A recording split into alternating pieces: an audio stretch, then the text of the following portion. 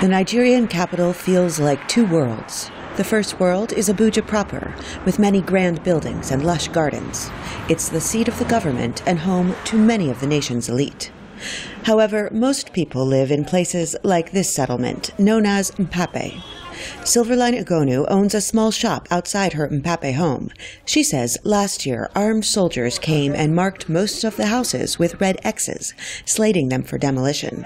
When her last home was destroyed years ago, Igonu says she was told she could come here to live on this unwanted land by the quarry.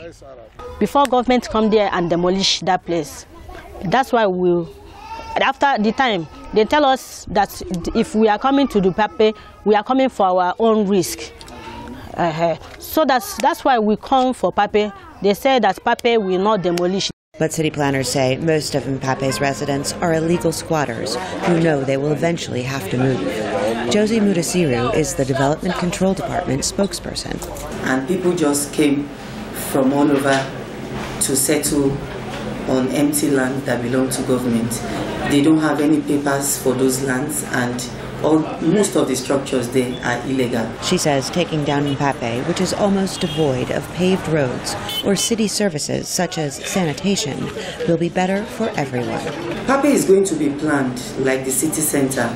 You know, it's going to have a mixture of residential, commercial, you are going to have institutions, you are going to have schools.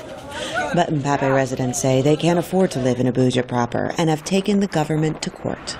The demolition was supposed to start last August, but the court ordered it delayed until it hears the case, starting on April 15th. Back in Silverline Igonu's neighborhood, she is afraid to think of what will happen if Mpape loses the court case. And I have 5 children, so to pay their school fees is hard for me. Talk less of to find house again for another place. I don't have any money.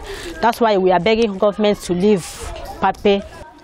Like her neighbors, Igonu says if her house is demolished, she has no idea where she will go. Heather Murdock for VOA News, Abuja.